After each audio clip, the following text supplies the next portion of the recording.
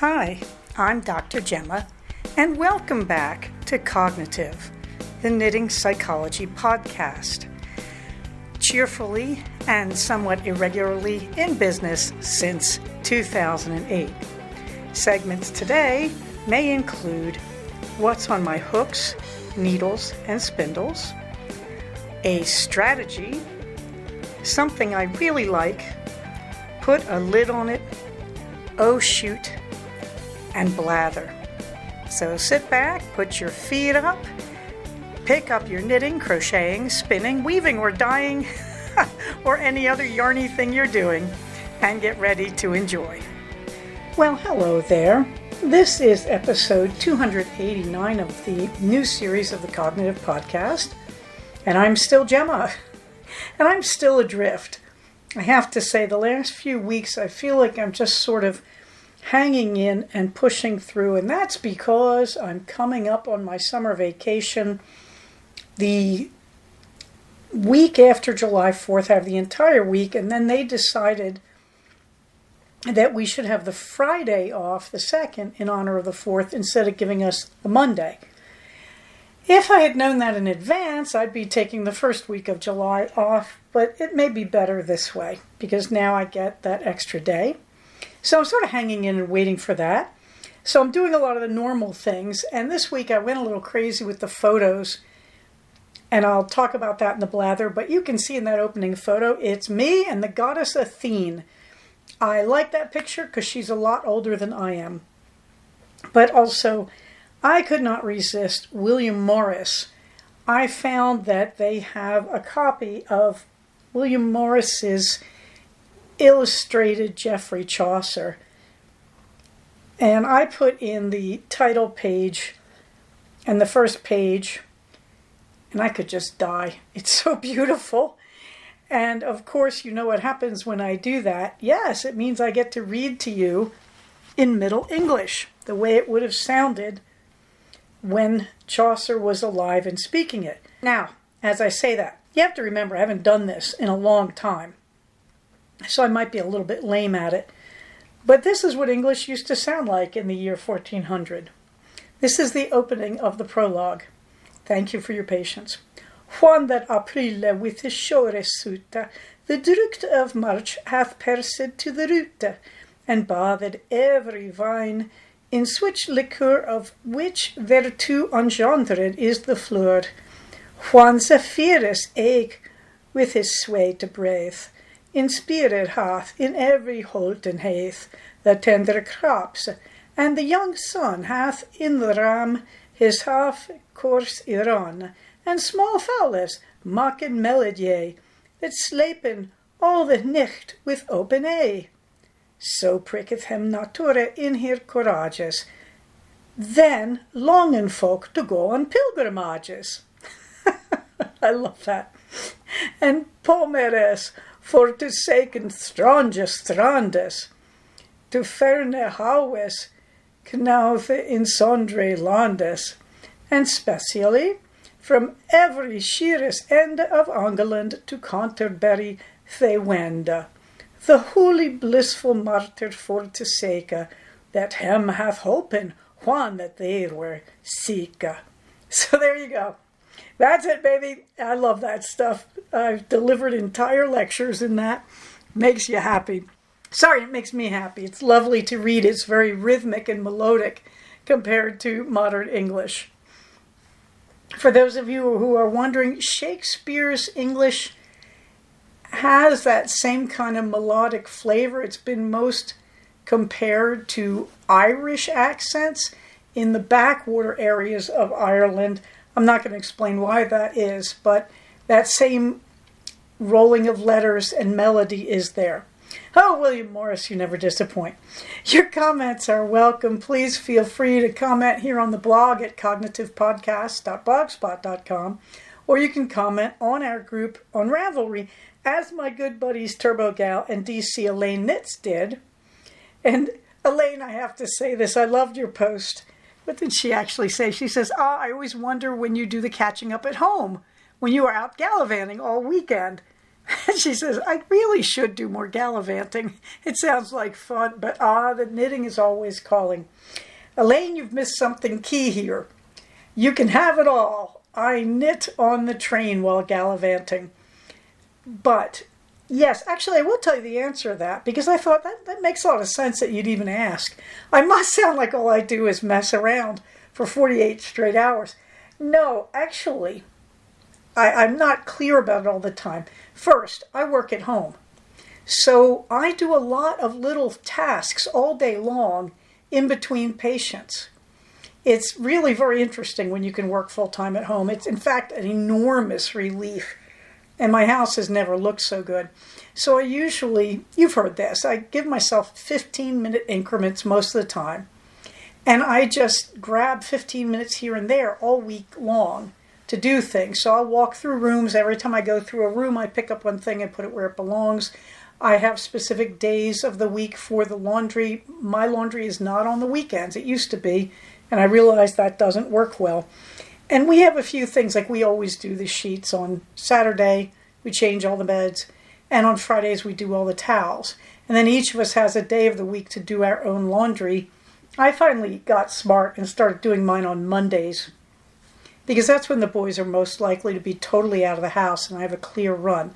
But what I actually do around the house is that you'd be surprised how much I get done from when I get up in the morning to the time I go to bed. That I work on small specific projects, one of which I'm going to talk about, which I hope I'll remember to say, this is the chrome on my scooter. So that's how I do the gallivanting, and it's a really thoughtful comment, actually. It's a very considered comment. I'm not surprised you would wonder.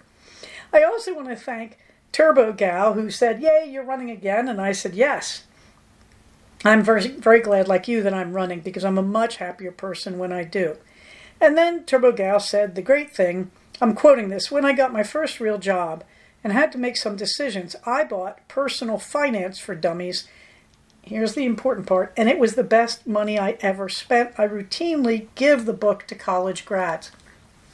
I can't say enough good things about the For Dummies series. I've learned enormous amounts from them over the years. You just have to have a sense of humor about those titles. But again, it's really key that when you're giving a book like Personal Finance for Dummies to a young person, you're giving them a chance to learn a system. And one of the mistakes in my youth was, even though I ran an insurance company when my father was dying and then afterwards, and I sold it for a good price, but I learned how to handle money in the insurance company. I did not learn enough about finance and investment in my personal life. And in my day, women were not taught that. And so it is a self-taught skill, and I think it's still withheld from women to a certain degree. And so I really like this comment, and I think Personal Finance for Dummies is a great book to start with, and I really think anybody could benefit from it. So thank you for that. It's a great comment. As always, apart from them, I want to thank my communities on Finch, on Reddit, on the ground in the SCV and in the AV, and in this group particularly.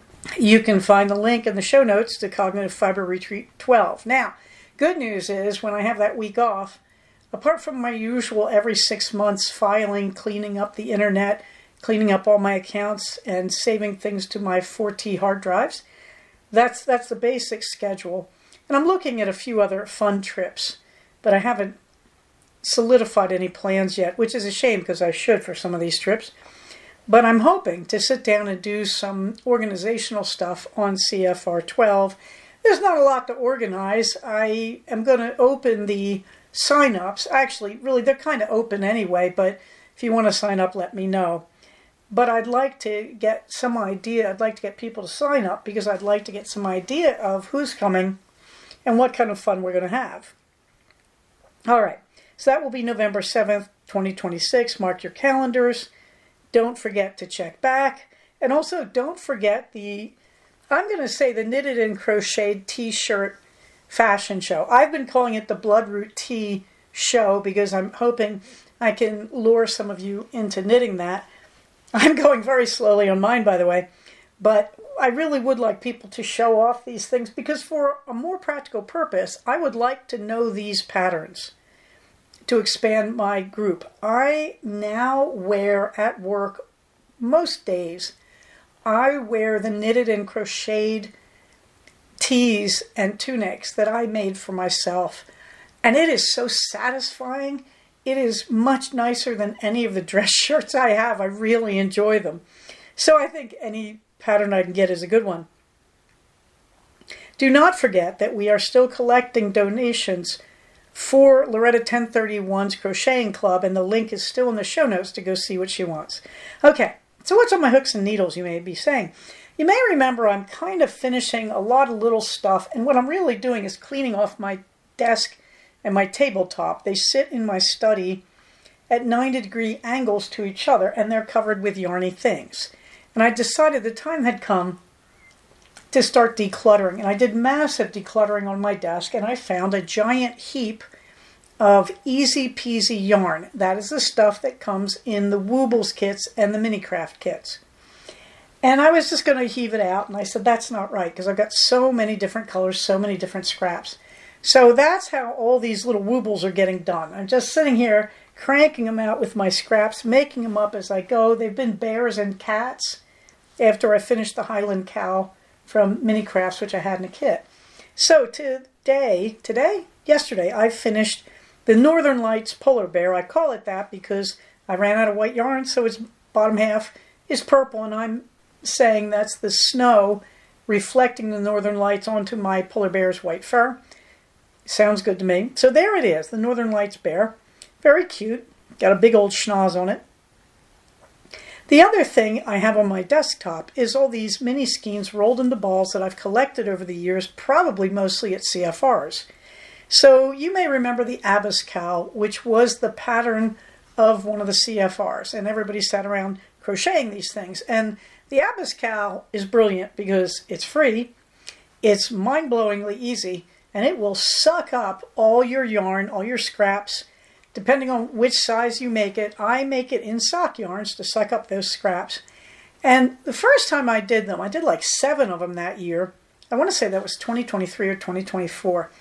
And I just would change colors every single row to get as many colors in as I could. And I remember watching the group from the Orange County sitting there, and they were crocheting them, and they were doing them in matching colors because they had a lot of spare skeins. And I have now resorted to that I have started sifting through all my sock yarn colors. So this week I finished the All the Purples cowl. There is some bright pink in there too, a neon pink that I love. And it came out gorgeous, to be honest. And there I am wearing it over one of my hand crocheted tops that I wear to work. Now, I'm not wearing these cowls during the day because it's very warm here. But these cowls are simply terrific. If you have an Etsy store, and I plan to sooner or later when I reduce my workload as I slowly back out of my career life, I want to have an Etsy store. And these things would be great. Because frankly, you can get this yarn for free. Get people to give you their scraps and just crochet away. The pattern, are you ready for it? I chain 200, and then the pattern is every other stitch. You do a single crochet followed by a chain stitch, and on the next row in the spaces made by the chain stitches you do the single crochet. And so it's always single crochet, chain 1, and you just work into the spaces with each row, and it's so great, and it's so easy, and it's so mind-blowingly mindless, and they come out great. I'm not even sure how many of these I've made, 9, 10, but they suck up that scrap yarn. Now you may be saying, but Gemma, you could be crocheting them into squares to make a baby blanket, or you could knit them into squares, with a double decrease on the diagonal, blah, blah, blah. Yes, and people have done it, and those things are beautiful. But no, it takes a bazillion, that's a real number, trust me, I'm a scientist. It takes a bazillion of those to make a full-size blanket. I just don't want to do that because I live in perpetual fear. I won't live long enough to finish it, or I won't have enough, and I'll suddenly have like 3/4 of a really honking great blanket joined together and not finished. And I like these little cowls, and I think they're very saleable. So there I am. Now that is folded. I don't think you can tell in that picture. This is an infinity cowl. It's twice the length that a normal cowl around my neck would go, like a gaiter. So you have to twist it. You put it on, you twist it, and then you fold the second half over and arrange it neatly around your neck. I happen to prefer these to just doing a simple gaiter, because the gaiter, to get over my fat head, my big head, my egomaniac, yeah, you get it. I'm joking. To go over my head, I do actually have a large head size, which I find amusing. Superior brain capacity, just roll with me. Anyway, to get it over my head once, it gets dragged out too wide and it's not warm around my neck. Whereas if I do it this double length and fold it, it works out great and sits tightly around my neck. Okay, so that's what's finished. What's in progress? Well, the stash toss is at 25 skeins in and 49 out. I really should make it 50 because of the amount of yarn I've used on these guys, but I still have another one of those cowls in process, the brown and gold one. When I do that, I'll probably call that a full skein between the two cowls and the woobles. If you're wondering, I still have just enough yarn to make Millie the snake, who is a multicolored snake. She has to be because I don't have enough yarn to do anything else. In the meantime, I'm just knitting on the bloodroot tee. I'm done the flat section of the yoke and I've done the neck increases.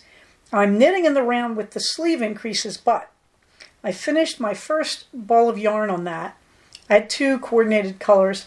So I'm on the second ball, so I've gone back and I'm doing the collar. The collar is a major process. I think it's supposed to be 3 inches deep and then it's folded. So I am struggling towards 3 inches. It's not a lot. It's only, I think, something like 200. I can't remember if it's 156 or 256 stitches, but it's okay. I had a great talk with Jasmine Knitmore about that, and she's way ahead of me. She's zooming around the body right now.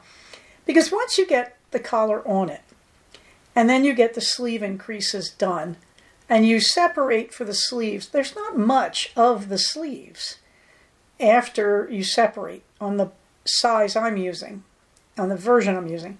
So after that, you really just zoom around the sleeves, then you zoom around the body, and you're going to get out of there. So I'm living for that, let me tell you. In the meantime, I haven't really worked on anything else, including the quilt squares. That is one of my list of simple things I want to finish. And I've got all my little pile of simple things, including the hat I was making, the Melt the Ice hat, which I'm looking at just using the My Baker's hat pattern and not doing the decrease and the fold over with the tassel, because I just love this yarn and I want it in a regular hat. I want to wear it all the time. Okay, in the meantime, let's get on to a strategy. Well, you had to know. Sooner or later I was going to do this. I do this every year. I'm running, so now you get to hear about that. But the strategy is about movement.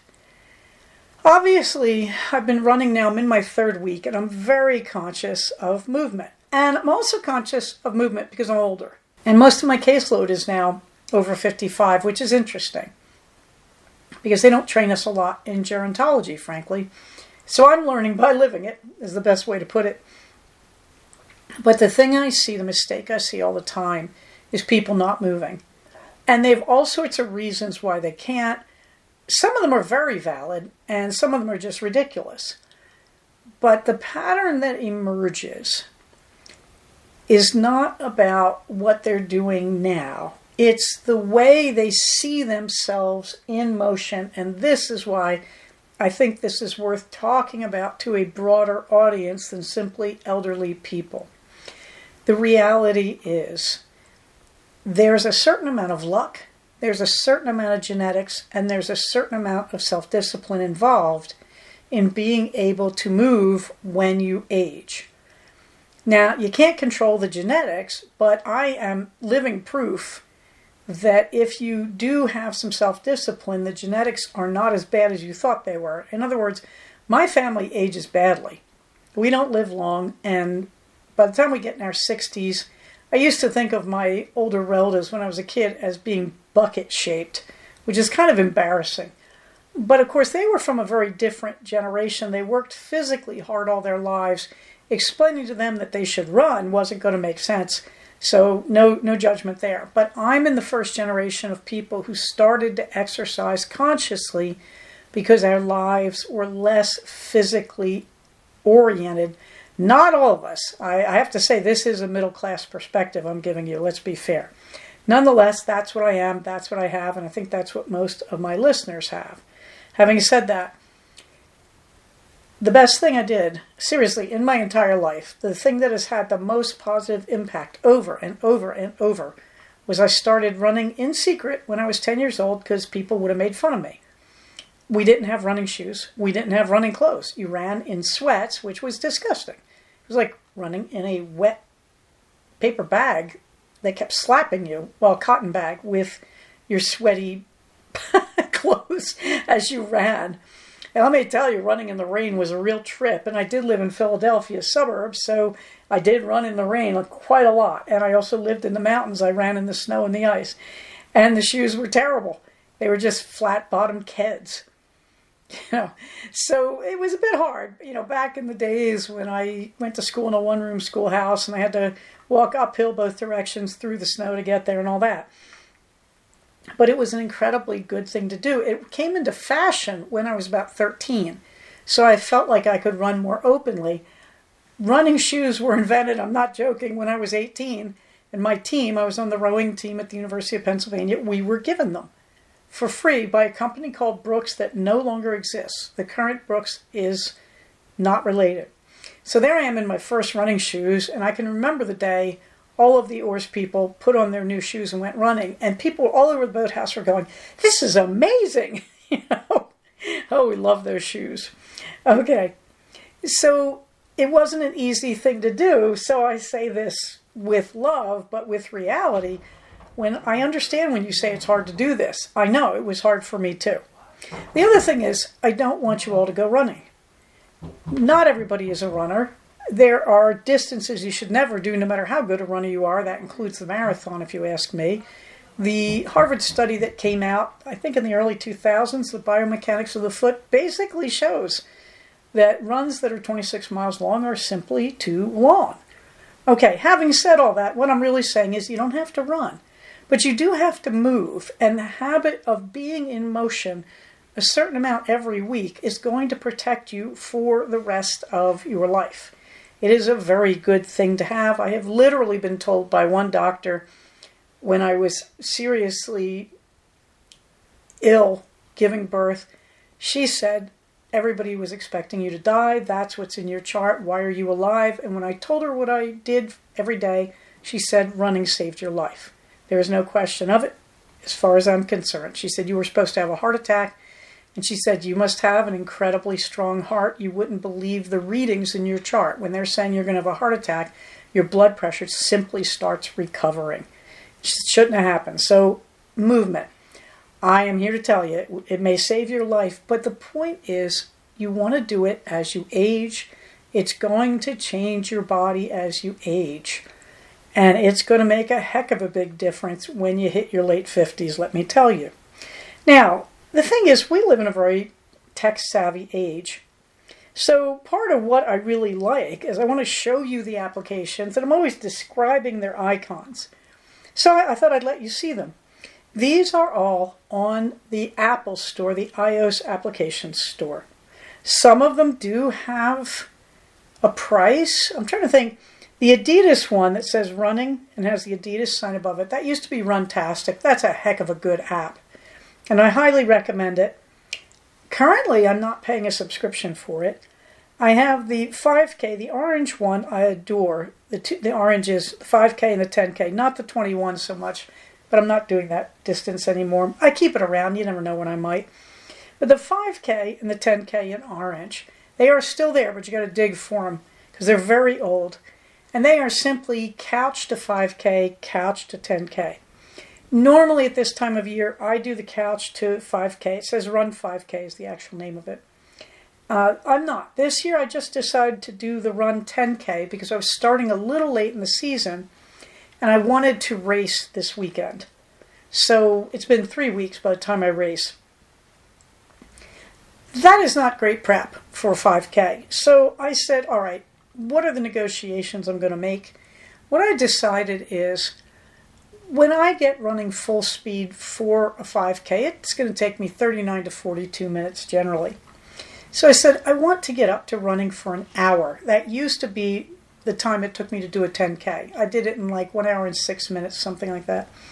Okay, so I said, I really want to get up to that time, not that distance, but at least that time.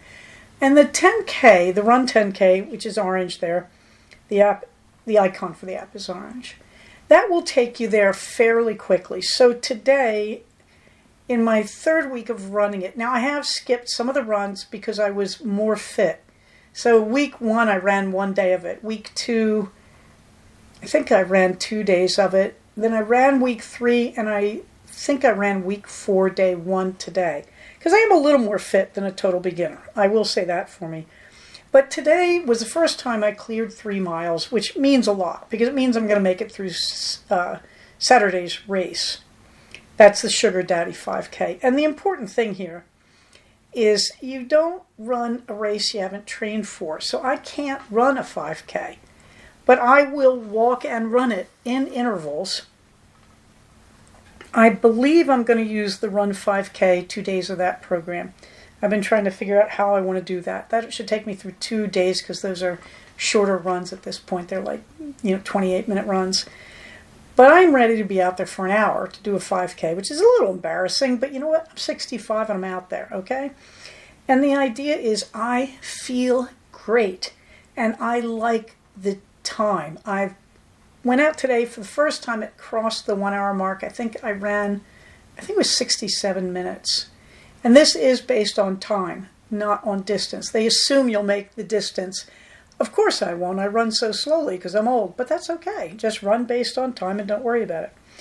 Today I rediscovered the app right there between us. It's mint green, and then in black it says, I believe it says running. Yes, and it has the Adidas sign above it. And that used to be Runtastic. I highly recommend you explore that one. It will log your shoes. It will read from your other apps. It's really, really useful. All of these feed into the health app, by the way, on the Apple phone system. Now, some of the others there, let me start. Top left, bridge to 10K. That is, if you can run 5K, that will help you increase to a 10K. It's a very good one. I recommend it, but I'm not using it now. Then in the middle, you have a blue one, Hal Higdon's Half Marathon. That and the orange one directly below it, the 21K. Those are half marathon apps. They're based on being able to run a certain distance, so I'm not really using them, but I hang on because you never know. To the right of that, at the top of the first row, you have ease into 10K. That is start from 0 and go to 10K. So I could be doing that one as well, instead of doing the Run 10K. What's likely to happen next week, I'm going to stabilize between the ease into 10K and the Run 10K. I'm going to start comparing them, and for my heavy days, I will use whichever one is harder. For my lighter days, I will use the other one. I tend to run in a 2-day run, 1 day off pattern. So the first day running is my harder run. The second day is a slightly softer version. So I'm thinking of using those two against each other. In that middle row, you have the Run 5K that I've been talking about, the Adidas running, which used to be Runtastic, and then the Run 10K. If you're starting out, I highly recommend the Run 5K or the Run 10K, depending on how far you want to go with this and how much time you want to be out there. The Run 5K works on the assumption you'll take about half an hour. The Run 10K takes the assumption you'll run about an hour. Below that, you have 10K Runner. That one barely hooks into my running watch. And I should say, the ones I've mentioned so far all can be read from my running watch pretty well. The 10K Runner, no. But the 10K Runner has its own beauty. It just has a lot of regular drills when you're used to running the distance. The Run 21K, again, I'm not doing that. The last thing there, the bottom right corner, is black, and in gold has the letters BMI. That's Body Mass Index. That is a BMI calculator. It is a kind of crude way to measure your fitness. You enter your height in inches. It converts for us Americans not using metric. and then you enter your weight, and it will tell you your body mass index and whether you are healthy, underweight, or obese. It's a very useful tool to have.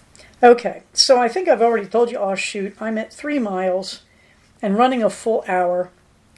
And the day you hear this, I will probably be running the Sugar Daddy 5K if all goes well.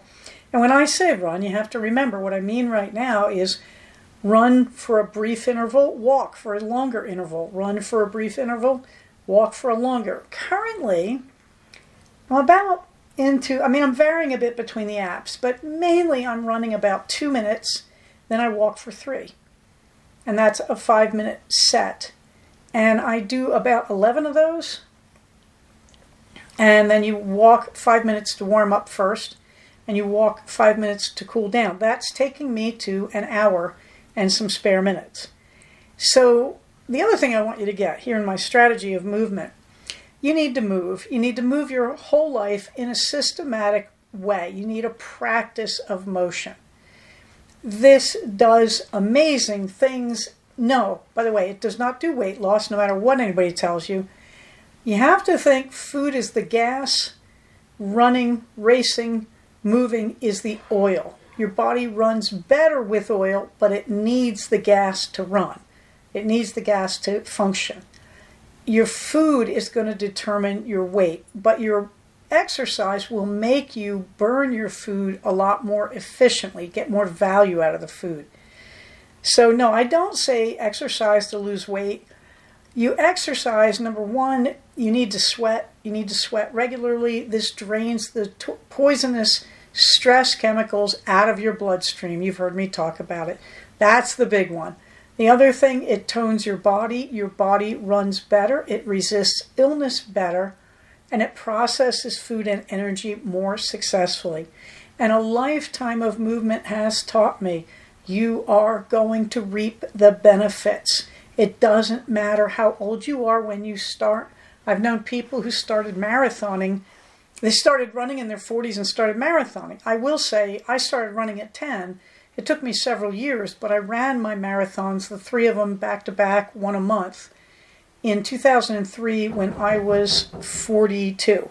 So I'll let you know how the race goes. That's the long and the short of it. But you need the movement. You need it to manage stress. You need it to manage your health. You need it to tone your body. You need it to improve your use of food.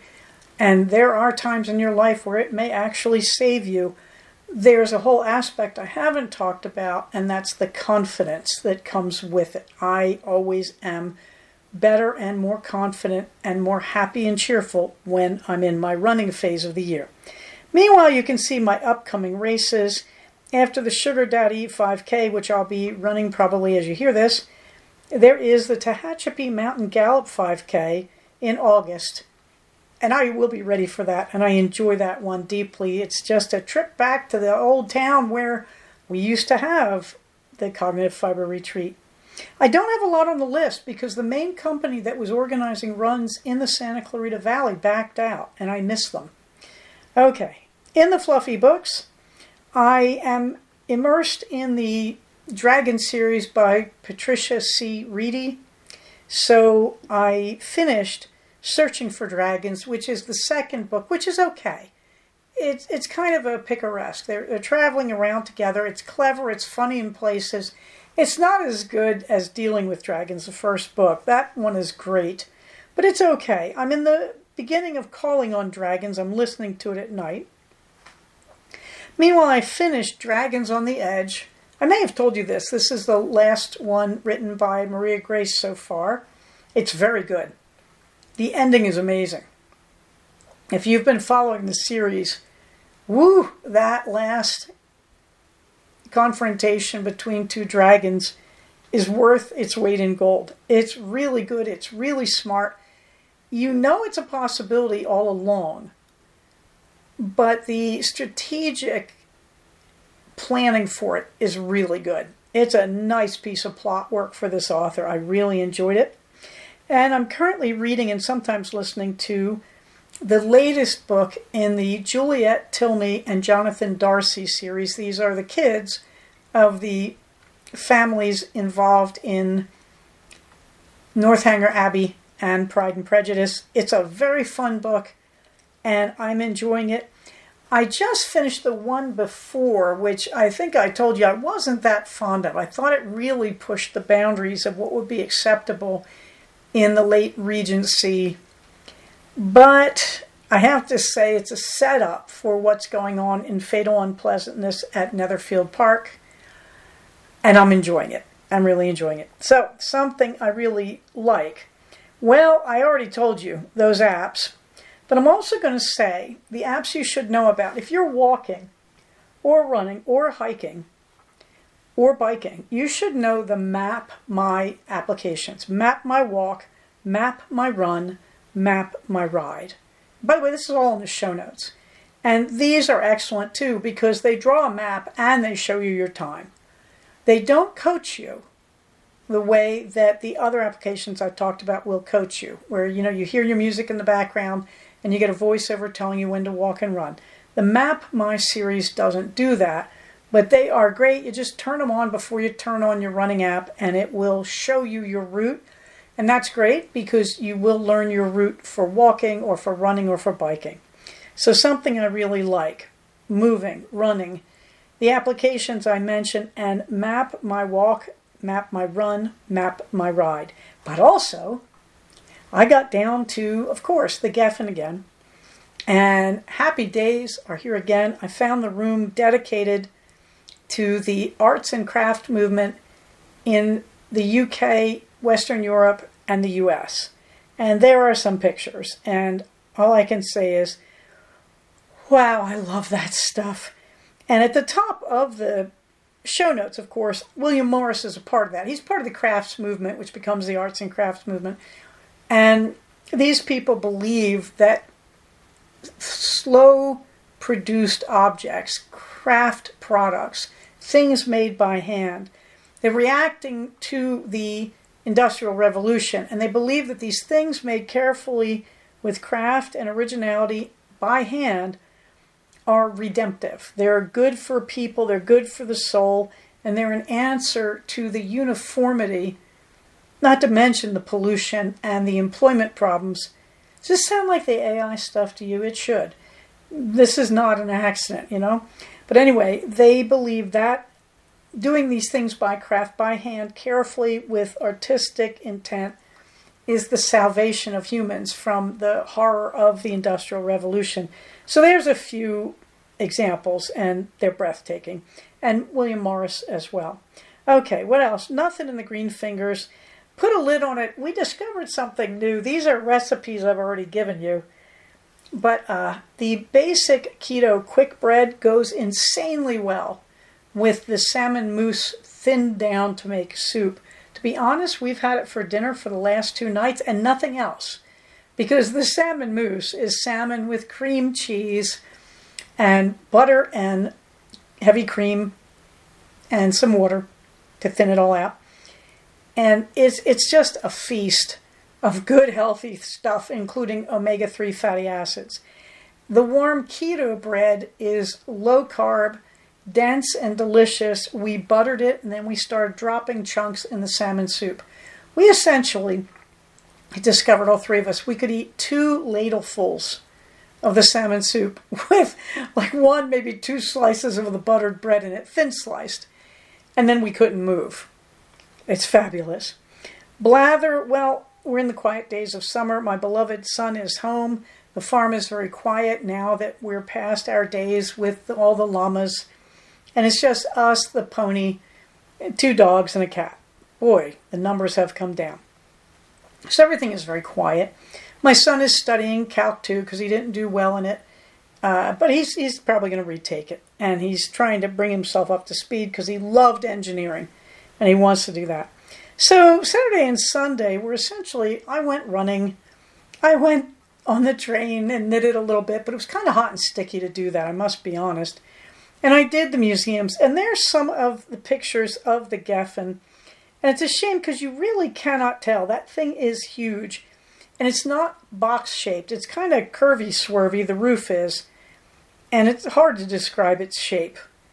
But it goes down Wilshire for easily, I think, about 2/3 of a block, and then goes right across Wilshire Boulevard and comes down on the other side. It's enormous, and it's beautiful, and it only gets better with more visits.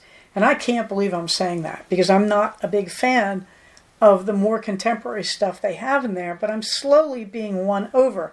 I'm not a big fan of the Pacific art they have. I'm slowly being won over. It is just a wonderful place.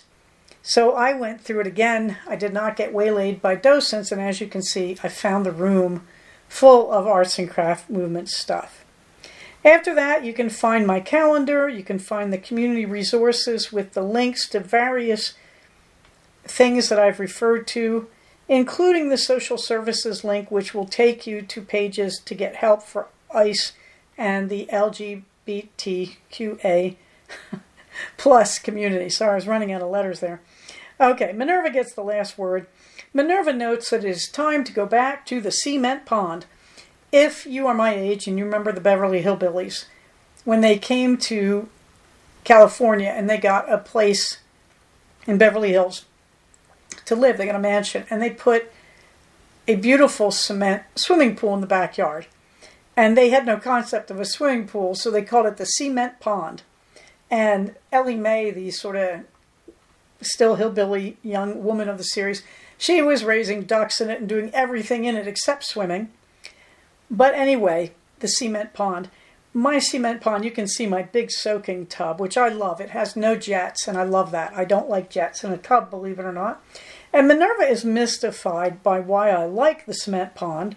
And you can see that between the edge, the back edge, and the window, I've laid down some towels for her because she likes to lie there and sightsee and watch the birds. And when I get in the tub, that is where Minerva goes. And Minerva just can't figure out why I do this. You should see her at the shower. I mean, these things just mystify her after 8 years with me. So there she is once again, testing the water in my pond, trying to figure out why I think it's important for me to just put my whole body in it and lie down. And the answer is, she's never going to know. I just think it's beyond the cat-o-sphere of logic. But there is Minerva sampling the water, and we are back to the cement pond because I need it after a good hard run. Soaking in Epsom salts is incredibly wonderful, let me tell you. Your whole body screams with joy when you get in there. Minerva, no. And she's never fallen in. She's the one cat we've had who's never fallen in because she's way too shrewd to do that.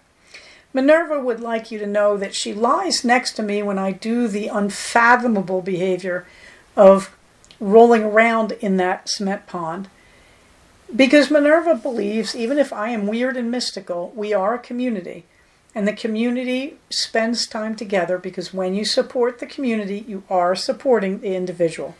Having said that, everybody, stay safe, take care of each other, and I will talk to you soon. Bye-bye. So we have come to the end of another episode of Cognitive. Please do not use this podcast to diagnose yourself.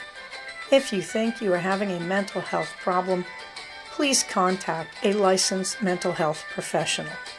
Show notes for these episodes can be found at cognitivepodcast, all one word, .blogspot.com. Episodes can be found at iTunes under the name Cognitive Podcast, but also can be found posted next to the show notes on the Blogspot page. Thank you so much for listening. Everybody, stay safe, take care of each other, and I'll talk to you soon. Bye-bye.